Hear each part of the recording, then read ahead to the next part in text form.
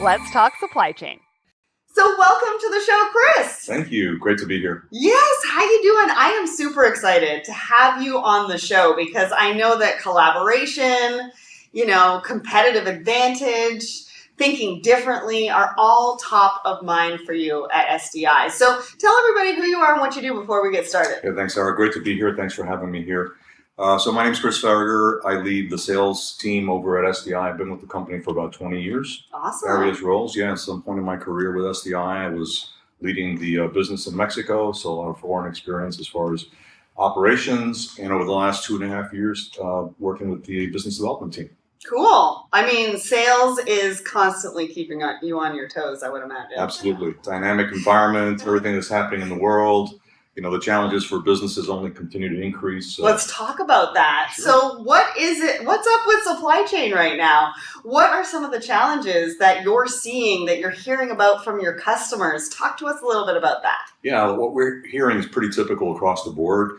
Visibility to parts in particular. Yeah, visibility is a key word right now. It's kind of buzzy. Huge. Yeah, I mean it's a reality. Not having that visibility is a real challenge for organizations. Yeah. Also having the parts that they need at the right time. Yeah. A huge issue. Mm-hmm. Impacts first call completion, facilities maintenance, and the ever challenging labor issues, right? As we have this great retirement of the baby boomers, they take with them a wealth of knowledge. Yes. And that leaves behind this huge void. Yeah. And it's not just in the trades, it's also in the procurement organizations. They don't have enough folks to really tackle the problems that they're facing on the procurement side, supply chain side. Yeah, so many things that we have to be thinking about. And one other thing we need to be thinking about is data. Absolutely. Or data, however you say that word. I say data, you say data. I'm a data. Okay. So how are we fixing that? What does that look like? What do people need to be thinking about when it comes to data, their data, the data that they're collecting? You know? Absolutely. And it all starts with the data, really. Yeah, because the data tells the story as to what's actually happening with their part supply chain. So if you don't have clean and reliable and detailed data, then how can you really build the story out as to where you need to go? The story, I love that. It is. It's a story because it's a path, right? Supply chain improvement for parts management is a journey. Yeah. And you need to understand where you've been. Mm-hmm. And where you want to go, and that detailed data will help you construct the path to get to where you want to get to. Yeah. And that's the challenge is organizations that we typically engage with don't have a system that captures detailed information about the spend in parts. Right. And also there's the accuracy of the information also is really lacking. So many times you have duplicated parts, just mildly different descriptions. Like names, like the data and the data, right? Depending on how you spell it. Exactly, or you spell it differently, yeah. Now, so, they may think that they really only have, they may think they have 5,000 SKUs, for example, in their world. Right. But when you look at the data, that tells the different stories. When you start consolidating repeated descriptions, all of a sudden you really have 2,000 items, right? Yeah. So that's just one component, of course, but data is absolutely critical. Well, it's like oil. Right? It's the new oil. And a lot of times I talk to a lot of people in the industry and I'm like, where are you giving away your data? Because I know from a logistics perspective, you go on and you trace a container. What kind of data are you giving to that website that's your own that you need to be keeping to yourself? Absolutely. And you're kind of empowering components and suppliers in the supply chain with information that's actually critical to your business. Absolutely. So on that note, tell us about SDI. What do you do? How do you help your customers? Yeah, so SDI, actually, we've been around for over 5 decades. 5 decades? We're a real pioneer in integrated supply for parts. Okay. So we are an integrated parts management company, and we have solutions that specialize around procurement and warehousing inventory management.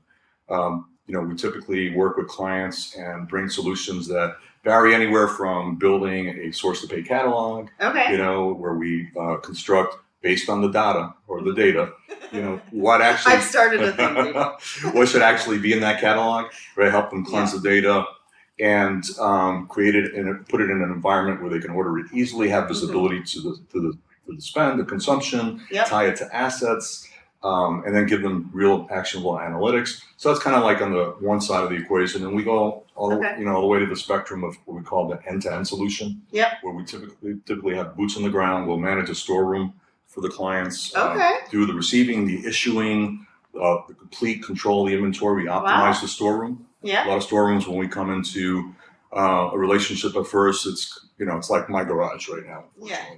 So no order, no structure. Things are all over the place. The things you really need are up in the racks, and the stuff that you don't need are in boxes in the bottom. Just craziness, right? So we come in and we optimize that storeroom. We have professional storeroom attendants and leaders at the site that control the inventory, monitor it, do all the cycle counting. And then we also have, in that end-to-end solution, a procurement team that does all the source to pay and manages all that transactional procurement activity. And then one of the beautiful things about it, the back room side of this end-to-end, and all of our solutions actually, is that we manage all the transactional stuff. We pay suppliers, right?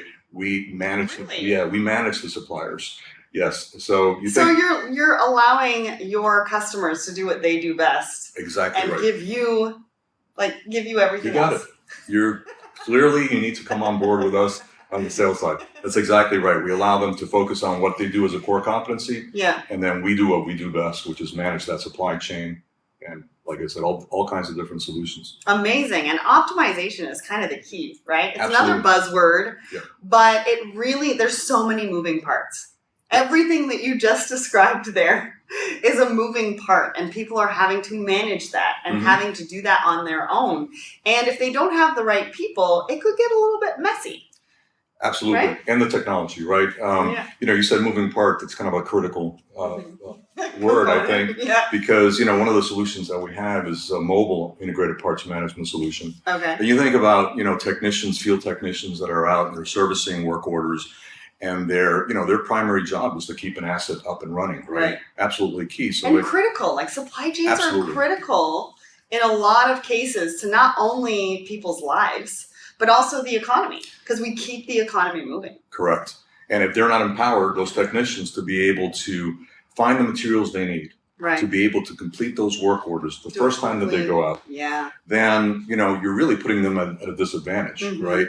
As they hunt and they source for materials and the part, and they're calling, 4 or 5 different suppliers. They're driving around looking for this widget, right?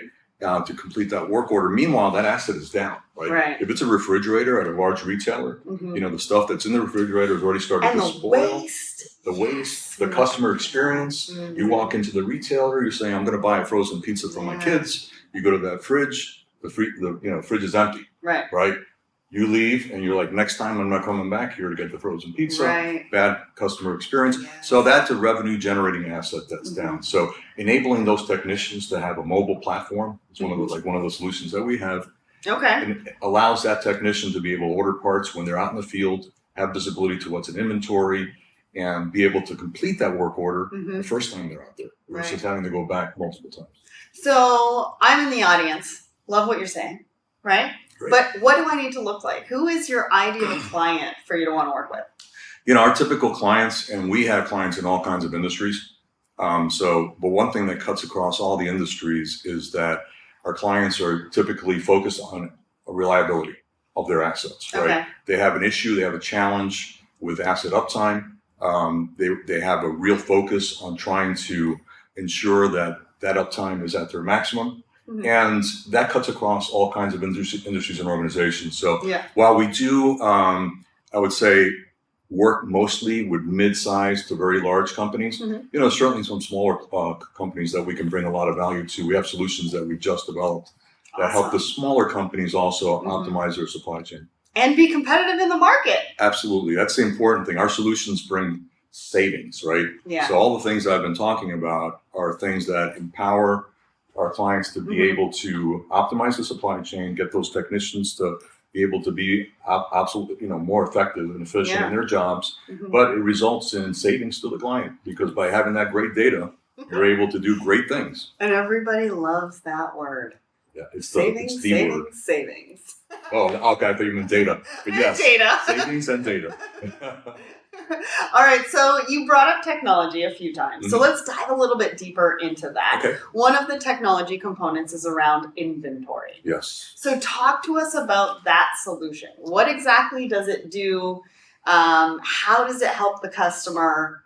Kind of paint us a picture of what it looks like. Yeah, inventory, pre-pandemic, I think that the industries found themselves in a situation where they had gotten so lean, right? As we were driving costs out of the equation, right? To a fault, right? Because like right before the pandemic, right? Yes. And then I feel like during the pandemic, we went to like just in case, we reduced SKU counts, and now we're back to potentially just in time, just in case, right? Well, what happened was we were in that just like that lean state before the pandemic. Yeah. Because the supply chain was pretty stable, even though materials were coming from overseas, Mexico, China, Taiwan. Yeah, it was in control. Okay, something took 2 months to get here from China, but you built that into your inventories, and it was stable, right? All of a sudden, pretty predictable. Predictable, exactly. Right? No crazy world events, and all of a sudden the pandemic comes along, and those chips from Taiwan are now 12 months out, right? As an example, right? But we had examples like that across the entire part supply chain. Yeah. And the inventories that we had built and the businesses had built were woefully short of taking into account any craziness like that, right? Yeah. So what happened during the pandemic was absolute chaos. As everybody knows, prices started going crazy because of the shortages of parts, cars, you couldn't get them, computers, on and on and on. So now coming out of the pandemic, companies through really almost like a knee-jerk reaction have been building up their inventories to a fault. Right. But here's the critical component in that if you're building up your inventories based on min-maxes, which is the traditional way to do that, then you're going to kind of lead yourself down a path of obsolete, slow-moving inventory. Right. Because one of our solutions, which is inventory management, as you asked about earlier, we utilize our Zeus platform. That's our technology platform. Okay. And one of the things in Zeus is Zeus? Zeus, yes, like the Greek god. Okay, I love it. Yes. I love it. We're naming our technology imagery. these days. Yeah.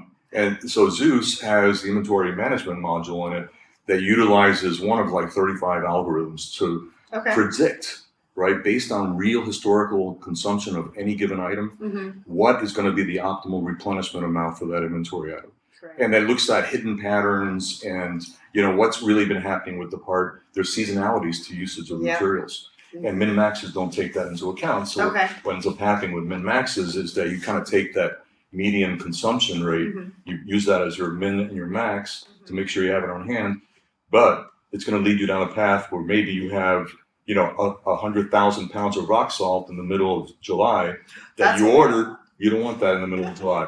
No, we do not. Because the snow is not going to come for quite a few months. Right. But your system told you to buy it. Yeah. Or you have 100 green when you actually needed 10 blue. Right? That's even a better example. Yes. Of something. So inventory is absolutely key. I mean, to be able to go and find the materials you need when you need them.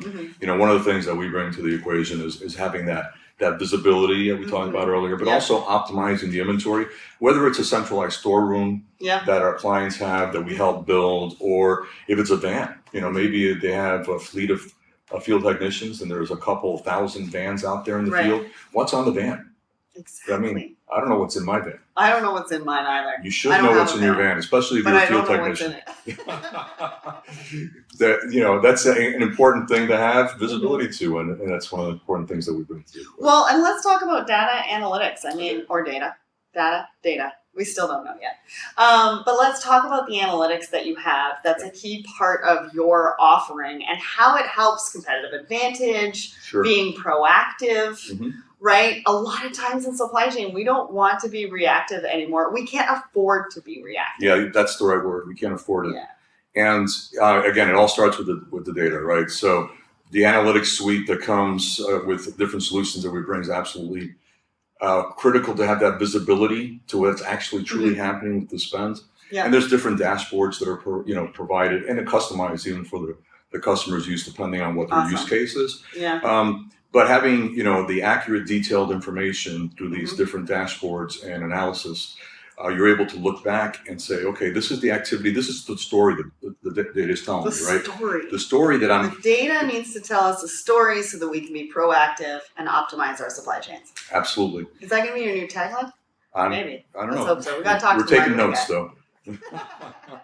But, looking at accurate and clean data will tell you, for example, if you have those parts that have been mislabeled, misnamed, right? They haven't been normalized. So you have repeated items that just need some minor tweaking to get back and be normalized. Right. And once you have the data that's been cleaned and normalized, then you can look at it and say, oh, wow, okay, so this is really the number of SKUs that we have to manage. Right. We can start tying these SKUs to assets, right? Which you can start building that critical bill of materials, right? That everybody wants to have for their organizations, for the critical assets that need to be maintained. And you start building that database that's accurate and powerful, because now the data will tell you also, do we have an opportunity to consolidate spend, consolidate it with different suppliers. Right. Maybe you have 400 suppliers today. Maybe you don't need 400 suppliers. And maybe consolidate your shipments. Consolidate shipments. Right. Help with transportation costs. Absolutely. So there's freight savings. There's savings as it relates to consolidating spend with fewer suppliers. Now you're able to leverage that spend, right? Maybe you had $100,000 in janitorial spend, and you're spreading that across 10 or 15 suppliers. Right. When really, when you look at the data in the supplier scorecards that come out of the systems, you say, wow, of these 10 vendors, we really have 4 top performers. Yeah. And we can consolidate the spend with those top performers, right, and then get better pricing. Not only do you get the better pricing by leveraging, but you also have the service from the top performers. It's a double win, right? Yeah. And then the data is going to lead you to the story of the data. We'll also identify which of the SKUs, the parts that are really impactful to the business, the critical parts. Right. Right. And these are the things you have to ensure you have in inventory. Yeah. Right. So typically, our solutions, as we start off with kind of hand-holding the client through the first stages, helping clean the data, helping build a source-to-pay type catalog, identifying the consumption, tying them to critical assets. We come to a kind of a crossroads where we say, okay, if you really want to impact uptime and have that part available when it's required, let's build an inventory program, centralize these parts, and have them available for your people when they need them. Amazing. Amazing. Now, one of the other components is risk management, I believe, or risk assessment. And we're going to talk about that because everybody's got risk in their supply chain right now. It's kind of like, where am I going to spend my risk dollars at the moment? People are looking at where they're going to manufacture, right? There's so many questions on people's mind when it comes to risks. There's cybersecurity risks. There's all sorts of risks in our supply chain right now. Absolutely. So you offer a risk assessment service. And so talk to us about the analysis that you focus on with that risk assessment and what are the learnings that you're providing to your customers that are really helping to transform their supply chains? Yeah, so risk assessments, it's really simple in its essence is we go and we meet with the client at their location or locations and we evaluate the current state, right? What does it look like today? And that typically involves looking at if they have a storeroom or a warehouse, looking at the inventory, looking at the the location of the materials, how it's organized. Is the part that you need all the time up at the top?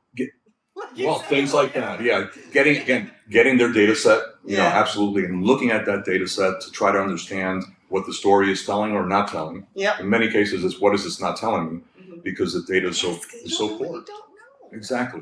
And we need to know what we don't know. And that's why they call us in the first place, because they're frustrated, right? Yeah. And we're part of alleviating that frustration with our solutions. So the assessment will take. We'll start the journey, if you will, with the client. We'll go through the storeroom. We'll go through the inventory management. Okay. We'll speak with the procurement people. We'll understand what their activity looks like. You're collaborating between... It's total collaboration. Okay, I love that. Yeah, in fact, our solutions, we don't look to replace anything. We look to really augment and enhance what's in place. It's a partnership. Yeah. It's a partnership. And a real distinction for us because we don't make money on selling parts. We're not a parts distribution company. Right. We're a service organization, and we charge a fee. So we're on the same side as our our client partners. And we continue that assessment and speaking to the maintenance people, and we generate a current state analysis of what it looks like. We identify the opportunities for savings and improvement, and we kind of map out, these are the steps that need to be taken. Yeah. Right. And here's why and what that can look like for you and for your people, right, and how it can change their day. Absolutely. Right. And what it will save them as a business. Yeah. And again, think about today in the environment we have where the cost of money is so high. Yeah. Right. As interest rates have gone up, and everybody is, cash is king. Yeah. So the dollar is trying to be saved by everybody. And if you, as a business, can look at savings in the supply chain and reallocate that cash, and put it back into your business, either developing your people or getting more, experienced people on board, that's where you want to invest in your business. Yeah, absolutely. Now let's talk about a success story. Sure. I love this part because I want you to paint us a picture. What was the challenge that one of your customers had? What was the solution that you provided at SDI? And what was the ROI and benefit that came out of that for them? Sure. Yeah, we have a lot of success stories. I'd say one of the larger and more impactful ones is with one of the world's largest retailers. Had a tremendous challenge with their management of parts for their field technician teams. Yeah. And what amounted to hundreds of millions of dollars in parts spent to service work orders at over well, and they're moving around in those vans too. Right? They've got inventory kind of all over the place. Well, or they didn't have inventory. Or they didn't. Okay. Right. They didn't have good actionable data. Right. The technicians were typically running around, 2, 3, 4 times visiting to complete the call. No first call completions. Okay. In the interim, retailer has 5,000 locations. You have 2,000 of these technicians. Yeah. And you have think about sustainable component too, if they're having to come back a couple times. Absolutely right. Yeah. It really, when you look at the total impact of having a poor managed supply chain, it impacts every segment of our environment and of course the economics, right? So in this particular example with this retailer, they really were frustrated. They wanted to get their arms around what was happening. They wanted to understand why they weren't able to keep the assets up at optimum. Yeah. Why was it related to parts? Because they kept hearing it's parts. We can't get parts. We can't get parts. Well, is it really parts? Right. It's frustrating not to know, especially when you're that large of an organization, and it just doesn't align with your FM strategy. Yeah. Absolutely. So they worked with us. They said, help us find and put in place a solution that would help us have visibility, help us have control, get to where we want to go on this journey. And we developed a very powerful platform for them, which is mobile integrated parts management. Okay, so the drivers can have it internally. Yep. They're all speaking the same language. Exactly. Everybody's connected through the Zeus platform. Zeus. Yes. I love that. Sorry. And no, absolutely. You keep repeating it.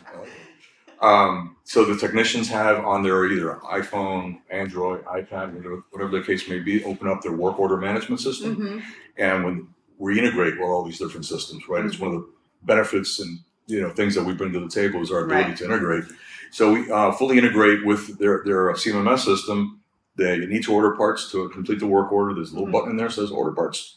They press the button. Now, instead of the technician having to, open up multiple websites of different suppliers and looking for this part here, or calling left and right, or driving, mile after mile and spending hours locating parts, that asset's down, right?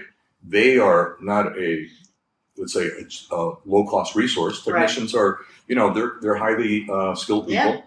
And, you certainly don't want them driving around. That's not their role. Their role is to be turning that wrench and keeping the asset going.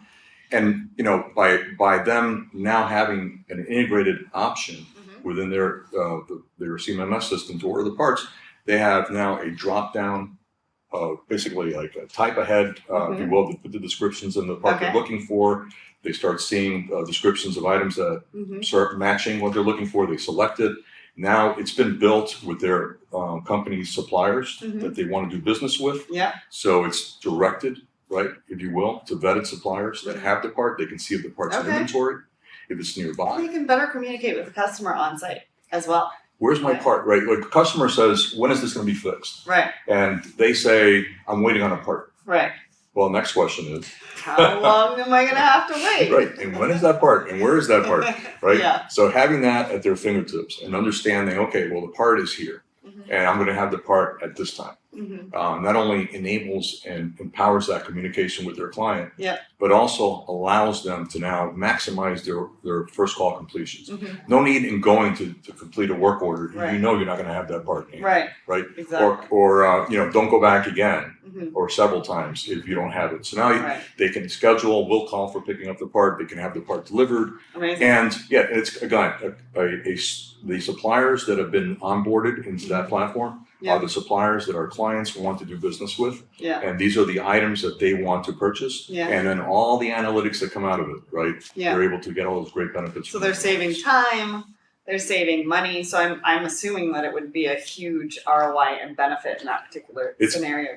Enormous. So in this particular use case, without naming, exact numbers that were saved, I can tell you that it's the ROI on the investment is literally months, or weeks, based on the size and volume, the savings that were involved in this particular use case. Because not only is it the technician labor time, the asset, downtime, but also once you have that kind of volume going through a platform, and now the data tells you what's actually happening. You're able to consolidate suppliers. You're able to truly leverage the spend, and the piece price savings alone. Savings across the absolutely dramatic. So you have a blog on your website. I'm going to refer to it here because I really enjoyed reading it. It was about John Delegati, or it was by John Delegati, where he talks about progress over perfection. That's kind of a mantra of mine. I actually have, some merch that say progress over perfection, because I feel like it is so apt for supply chain. Because we talk about the future a lot. We talk about technologies and innovations, but the reality is that many organizations are kind of nowhere near that, right? They're still over here with Excel, with emails, even faxes sometimes, still in 2023, people. Wow. I can't believe that. So talk to us about the importance of balancing new technologies with legacy systems. I mean, it's kind of top of mind for everybody. Because if they have a legacy system, what do we do with these new technologies? And I think, with John's Delegati's blog post that he put on there is pretty spot on. And it's important to start somewhere, right? I mean, you don't want to kind of whistle past the graveyard and admire the problem forever, and it just doesn't get any better. So most companies just don't have the tools or the systems to be able to truly manage what the part supply chain in particular. But if you just start taking at least the approach of let's start with the data, right? Take steps down that path, down the journey, and say let's look at the data, let's clean the data, normalize it. And then start tying that data to assets and start building at least a database that's actionable and clean before you start taking some more aggressive steps with it. But starting there at the very least. And seeing what you have, right? Starting with what you have, seeing what you have, look at the processes, but where is it that you want to be? Your processes are like this today, but where do you want to be? And so what needs to happen, or new technologies do you need to implement to make that happen? Right. And of course we can help with that risk assessment when it comes to that as well. But at least you don't have to do it on your own. No. There's no need to go down. SDI will do it all for you. Look, and the beauty of it is that the supply chains today around parts management are so inefficient. There's so much to be had in savings. That it's worth it. It's not even an investment really in doing it, because it's a self-funding investment in your business. So it's not a cost per se. It's something you're going to be reaping benefits from very quickly, and it's going to be a lasting impact to your business, a positive one. Absolutely. Now, a lot of times with technology, the audience will ask, well, what does onboarding look like? Right? How long does it take? What does that look like? Do I need a bunch of IT resources that I may or may not have? So talk to us about what onboarding with SDI looks like. So depending on the solution, right? It varies. For a source to pay solution, it's typically, we do a lot of remote work. We cleanse the data, normalize it. We start building that story on the data, the consumption of the data, and put tools in place that are able to to quickly impact the business on their side. Okay, so it's kind of a quick onboarding. Yeah, Do we it's need a much lot of IT quicker. resources? You know, I would say minimal. I mean, Okay. again, because depending on your operating system you have, the ERP or CMMS system you have, you know, it's typically in today's environment, you know, integrating is not what it used to be, Right. you know, even 5 years ago. Yeah. I mean, this is commonplace for companies to connect their systems. Yeah. And I would say, unless you're an organization that is a government entity and has some other, you know, firewalls, crazy, Right. you know, really strict requirements, Yeah. security requirements, it's going to be a pretty straightforward integration. Okay. And Like to hear that. and as we move into other solutions, right? If it's a mobile solution, for example, for the technicians, in all of our solutions, of course, we work collaboratively with the client, and we have training, a lot of communication. We have project leads that manage the process every step of the way. Very, very clear and concise. You know, we build that journey so it's clear and communicate across all the stakeholders. Okay. And if it's something that involves, like what I mentioned earlier, the end-to-end solution where we go to a storeroom and optimize the storeroom, that's actually a full-blown implementation at the site. Yeah. And we'll have boots on the ground for the first typically 4 weeks or so Okay. that do the implementation part of it. They optimize the storeroom, they label the bins, they reorganize, you know, the locations, they move or assist the client in moving inactive or obsolete inventory, so you maximize the space in the storeroom. Everything's properly at that point labeled. You pull it up into the systems, and you know at the time you turn it on or go live, you know you have a beautiful storeroom that's been completely optimized. It's a world-class location, and it's managed either by the folks that the client has, or our team at the site. Your team. I love that. And I know that a lot of people are looking at inventory and warehousing a little bit different, kind of like interior design. So I'm sure the folks in the audience that are thinking that way, that's music to their ears. All right, last question. Now, what does the future hold for SDI? Talk to us about that. I'm excited to hear. Oh, thank you. Yeah, so, you know, it's very busy and very exciting for us as we have moved into new spaces. The use case I talked about earlier with the mobile integrated parts management solution, that has taken us into just a tremendous amount of opportunity to bring value to that multi-site FM space. So that's incredibly exciting. And also, you know, we're standing up a co-op, which is a group purchasing organization. Cool. And that's exciting because, you know, now we're able to bring the leverage that we have as an organization. Yeah. You know, we have to your customers. Yeah. And that's additional savings. Right. You're all about savings. Yeah, absolutely. Savings here, savings there. Absolutely. With this co-op, you know, the membership will be able to enjoy immediately, you know, pricing that takes advantage of our leverage as an organization, and we have like $1 billion in spend per year that we manage. Think about the competitive advantage just on that alone. Yeah, and so we were talking about different size customers earlier. That's why, you know, I kind of hesitated to say, well, you know, we only work with mid or larger cap companies. We really work across the board because if you look at this co-op, you know, now we're able to bring the power of leverage spend and even supply chain expertise because our members in the co-op also have access to, you know, training within the co-op, you know, access to our professionals and our ambassadors that will help them down that journey to manage the supply chain further if they want to, or if they just want to buy stuff. You know, through our supplier members, they'll be able to enjoy savings, you know, 15%, sometimes more, just by joining. And they have also rebates based on the spend. So this, you know, these are organizations that typically don't have deep procurement organizations, or they don't have the team, you know, that they need to be able to have supplier agreements and leverage spend, or even data, to be able to leverage it. No worries. We're there for you. I love that. Well, on that note, why don't you tell everybody how they can get in touch with you and where they should go to find out more? Well, you know, our website's always the perfect place to go. It's www.sdi.com. And of course, I'm happy to answer any questions. I'm on LinkedIn, Chris Farragher, easy to find me. Go and flood his inbox. Flood it. I'm ready. He was ready. Well, thank you so much for joining me on the show, talking about what you do, who you are, and I'm excited to see what else you bring to the industry because it sounds like you're really making an impact and really thinking about what it means to organizations in supply chain. So, Chris, thanks so much for joining me on the show. Thank you, Sarah. It was great.